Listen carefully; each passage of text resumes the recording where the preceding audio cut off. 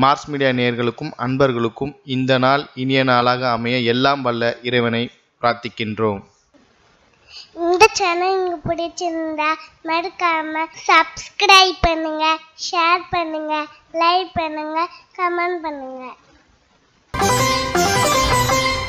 எனதருமை சிம்ம ராசி நேயர்களே, இந்த பதிவில் நம்ம என்ன பார்க்க போறோம் அப்படின்னா 2024 ஜூலை மாத ராசி பலன். இந்த ஜூலை மாசத்துல எந்தெந்த கிரகங்கள் உங்களுக்கு அற்புதமா வேலை செய்ய போறது, எந்தெந்த கிரகங்கள் மூலமா நீங்க கவனமா இருக்கணும், பரிகாரமா என்ன பண்ணினா ரொம்ப விசேஷம் அப்படிங்கறத பத்திலாம் நம்ம இப்ப தெளிவா பார்க்க போறோம்.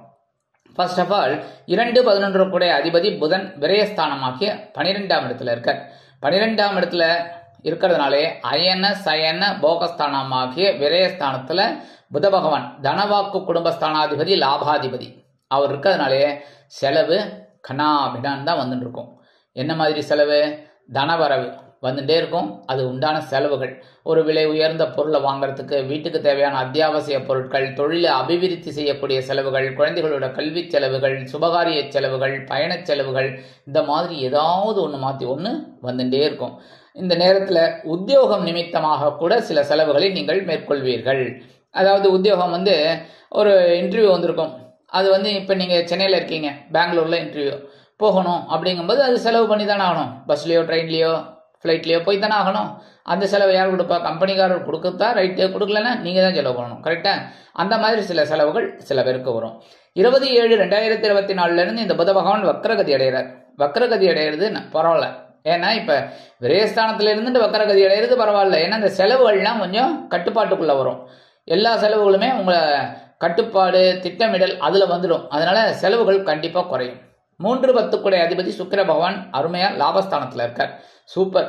ஒரு 6 நாள் அங்கே இருந்துட்டு உங்களுக்கு சில நன்மைகளை கண்டிப்பாக கொடுப்பார். உடன்பிறப்புகளின் மூலம் எல்லா விஷயங்களும் உங்களுக்கு வெற்றி அடையும். மற்றபடி அரசாங்கத்துறையில் இருக்கிறவாளுக்கெல்லாம் அனுகூலம். சில பேருக்கு மனசில் ஒரு சந்தோஷம் இருந்துகிட்டே இருக்கும். உத்தியோகம் முன்னேற்றம், தொழில் வியாபாரம் முன்னேற்றம் எல்லாமே அற்புதமாக இருக்கும். சில பேருக்கு பொன் பொருள் ஆடை ஆபரண சேர்க்கை கண்டிப்பாக அமையும்.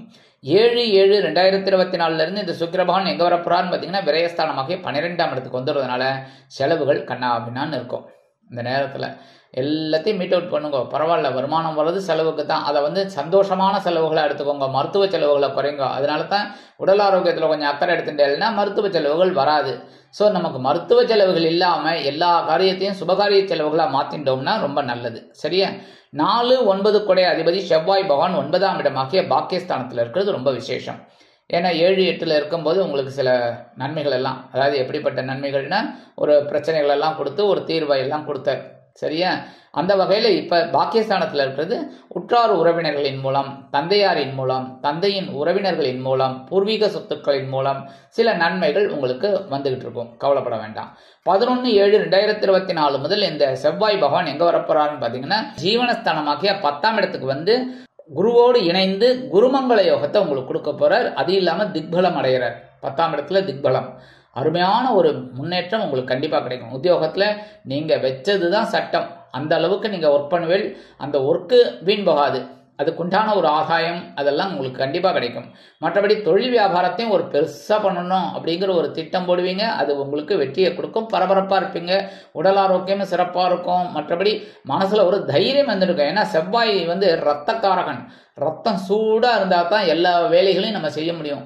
ரத்தம் சுண்டி போயிடுது அப்படின்னாலே ஆட்டோமேட்டிக்காக ஒன்றுமே நம்மளால் செய்ய முடியாது. புரியுறதா? அதனால தான் செவ்வாய் தோஷம் பார்க்கறது. ஏன்னா திருமணமானா இந்த ரத்தம் நல்லா சூடாக இருந்து நல்லா எல்லாம் இருந்தால் தான் எல்லாமே ஒரு முன்னேற்றம் கிடைக்கும். உத்தியோகத்திலையும் சரி, தொழில் வியாபாரத்துலையும் சரி, இல்லறத்துலையும் சரி, எல்லாத்துலேயுமே.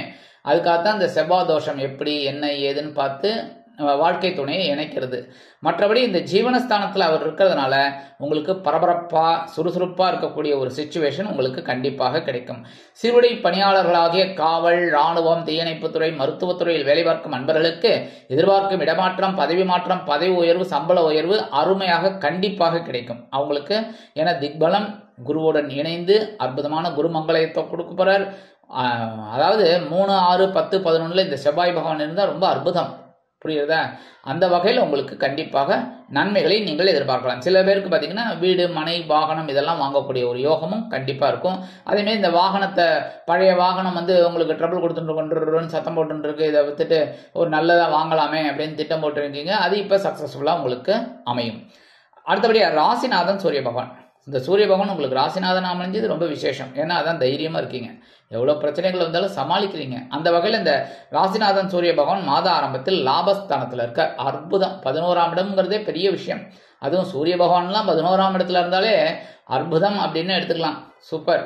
அப்படி இருக்கும்போது உத்தியோகத்தில் நீங்கள் முன்னேற்றம் பார்க்கலாம். தொழில் வியாபாரம் ஒரு லாபமாக போகும். குடும்பத்திலையும் ஒரு சின்ன சின்ன குழப்பங்கள் இருந்தாலும் ஓரளவுக்கு உங்களுக்கு தெளிவான ஒரு சூழ்நிலை உங்களுக்கு இருக்குங்க. 17/7/2024 இந்த சூரிய பகவான் விரயஸ்தானமாக 12ஆம் இடத்துக்கு வந்துடுறார்.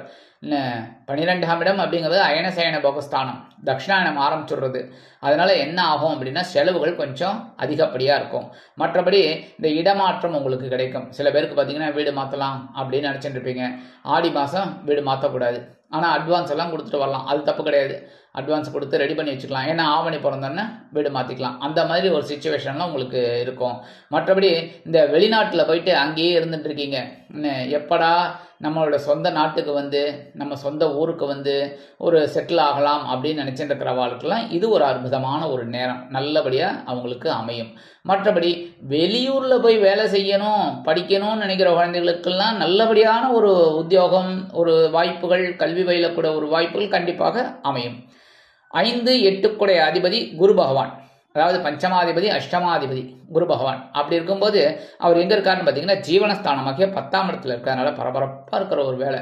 சில பேருக்கு பார்த்தீங்கன்னா உத்தியோகம் கொஞ்சம் அப்படி இப்படி இருக்கும், ஒரு டென்ஷன், ஏதாவது ஒன்று. நீங்கள் நல்லபடியாக வேலை செய்வீங்க, ஆனால் அந்த உத்தியோக இதில் இருக்கிறவங்க மேல் அதிகாரிகளுக்கு அது வந்து ஒரு மாதிரி இருக்கும். இல்லை இந்த சக ஊழியர்கள் இருக்காங்க பார்த்தீங்களா, அவங்க வந்து ஏதாவது ஒன்று போட்டு கொடுத்து உங்கள் மேலே ஒரு அவப்பெயர் இந்த மாதிரிலாம் சொல்லி உங்கள் உத்தியோகம் வந்து இது பண்ணுறதுக்கு சில குழப்பங்கள் வரலாம். அப்படிங்கிறனால நீங்கள் தெளிவாக இருந்து கரெக்டாக உங்கள் ஒர்க்கை நீங்கள் பண்ணிட்டு இருந்தீங்கன்னா கண்டிப்பாக உத்தியோகத்தில் பெரிய அளவில் மாற்றங்கள் இருக்காது. இல்லை சில பேருக்கு வந்து உத்தியோகத்தில் மாற்றங்கள் அமையும். எப்படின்னா ஏமாற்றம் அமையாது, மாற்றம் அமையும். எப்படின்னா ஒரு இடத்துல இருந்து ஒரு வேற இடத்துக்கு வேலைக்கு போகலாம், ஒரு நல்ல சம்பளம் கிடைக்க போகிறது, ஒரு உயர்வு அப்படின்னா தாராளமாக அவங்களுக்கு அந்த மாதிரி ஒரு சிச்சுவேஷன் அமையறதுக்கு வாய்ப்புகள் இருக்குங்க. அதேமாதிரி தொழில் வியாபாரம் சில பேருக்கு பார்த்தீங்கன்னா இந்த இடம் வேண்டாம், வேற ஒரு நல்ல இடத்துல நம்ம இதை பண்ணினா தொழிலை பண்ணினா விருத்தி அடையும் அப்படின்னு ஒரு திட்டம் போடுவீங்க. அந்த திட்டமெல்லாம் இப்போ உங்களுக்கு சக்ஸஸ்ஃபுல்லாக அமையும். மற்றபடி குரு பகவான் உங்களோட பார்வை அப்படிங்கும்போது குரு பகவான் எங்கே பார்க்குறாரு அப்படின்னு பார்த்தீங்கன்னா உங்களோட தனவாக்கு குடும்பஸ்தானமாக 2ஆம் இடத்தை பார்க்குறது ரொம்ப விசேஷம். தனவரவு தாராளமாக வரும்.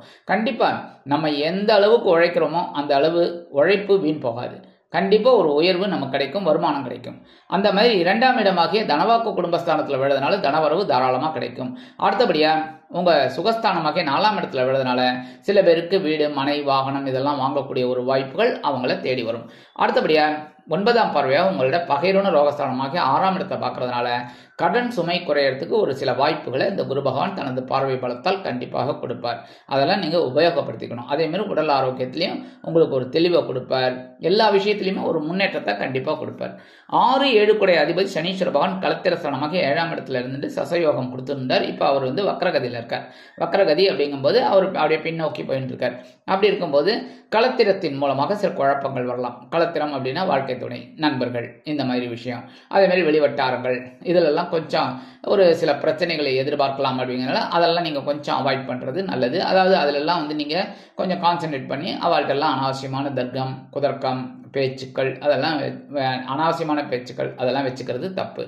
எல்லாத்தையும் கொஞ்சம் அட்ஜஸ்ட் பண்ணிட்டு போகிறது ரொம்ப நல்லதுங்க. உத்தியோகத்திலையும் கொஞ்சம் கவனமாக இருக்கிறது நல்லது. மற்றபடி சாயா கிரகமான ராகு பகவான் அஷ்டமஸ்தானமாக 8ஆம் இடத்துல இருக்கார். கேது பகவான் தனவாக்கு குடும்பஸ்தானமாக 2ஆம் இடத்துல இருக்கார். இந்த மாதிரி இருக்கும்போது குடும்பத்தில் குழப்பங்கள் இருக்கும்.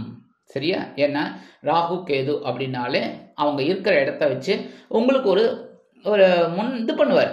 அதாவது மோல்டிங் அப்படின்னு சொல்லுவாங்கல்ல, என்ன, அதாவது ஒரு சிற்பியாகட்டும் ஒரு குயவராகட்டும் எல்லாமே வந்து ஒரு மோல்டிங் பண்ணினா தான் அந்த ஒரு பானை அப்படின்னா பானை கிடைக்கிறதுக்கு ஒரு வாய்ப்பு கிடைக்கும்.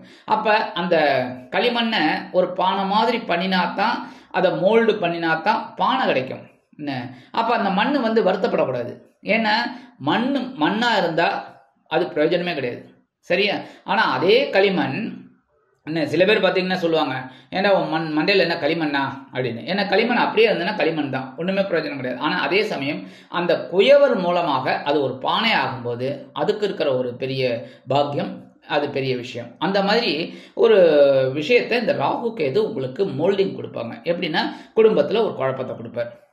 அதாவது கணவன் மனைவி, இல்லைன்னா உற்றார் உறவினர்கள், இல்லைன்னா அக்கம் பக்கம், இந்த மாதிரிலாம் ஒரு டென்ஷன் கொடுத்து உங்களை ஒரு மோல்டு பண்ணுவார். எப்படின்னா இதெல்லாம் வந்து ஒன்றும் கிடையாது, நம்ம இதெல்லாம் வந்து சரி பண்ணணும் அப்படிங்கிற ஒரு புத்தி கூர்மையை வச்சு நம்ம சமாளிக்கணும். இந்த மாதிரிலாம் சமாளிக்கும் போது உங்களுக்கு கண்டிப்பாக ராகு கேதுவோட அனுகிரகம் கண்டிப்பாக அமையும். மற்றபடி இந்த வெளியூர் போயிட்டு படிக்கணும், வெளிநாடு போய் படிக்கணும், இல்லை உத்தியோகம் பார்க்கணும்னு நினைக்கிற குழந்தைகள்லாம் கொஞ்சம் தடை தாமதமாகும். என்னென்ன இந்த விசா வரத்துக்கு கொஞ்சம் லேட் ஆகும், இல்லைன்னா ஃபீஸ் கட்டுறதுக்கு கொஞ்சம் லேட் ஆகும், நம்மகிட்ட பணம் வேணுமோ அதெல்லாம் கொஞ்சம் லேட் ஆகும். மற்றபடி தடை தாமதங்கள் இருந்தாலும் இறுதியில் உங்களுக்கு வெற்றிகள் கிடைக்கும். மற்றபடி பேசுகிற வார்த்தையில் கவனமாக இருக்கணும். அடுத்தபடியாக இந்த ராகு கேதுங்கிறதுனால நீங்கள் என்ன பண்ணணும்னா இந்த ஜாமீன் கையெழுத்து போடுறத தவிர்க்கணும். ஜாமீன் கையெழுத்து போடுறத தவிர்க்கணும். அனாவசியமான இதெல்லாம் பண்ணக்கூடாது. சரியா? யோசிச்சு அதுக்கப்புறம் முடிவு எடுக்கிறது நல்லது. மற்றபடி பரிகாரமாக என்ன பண்ணணும் அப்படின்னா புற்றுக்கோயில் போயிட்டு வரணும். கண்டிப்பாக இதை நான் மாதம் மாதம் சொல்லத்தான் சொல்லுவேன். கரெக்டாக? ஏன்னா நீங்கள் நல்லா இருக்கணும். புரியுதா? உங்களோட கஷ்டங்கள் கொஞ்சம் குறையணும், உங்களோட மனக்குறைகள் அகலணும் அப்படின்னா புற்றுக்கோயில் போயிட்டு செவ்வாய்க்கிழமை, வெள்ளிக்கிழமை, ஞாயிற்றுக்கிழமை 3 நாள் போயிட்டு வாங்க. முடியாத பட்சத்தில் கண்டிப்பாக ஒரு நாள் போயிட்டு அம்பாள் தரிசனம், நாகர் தரிசனம் இதெல்லாம் பண்ணிட்டு வாங்க. மற்றபடி சூரிய வழிபாடு கண்டிப்பாக பண்ணுங்க. தினந்தோறும் சூரிய வழிபாடு பண்ணுறது ரொம்ப விசேஷமான பலன்கள் உங்களுக்கு கண்டிப்பாக கிடைக்கும்.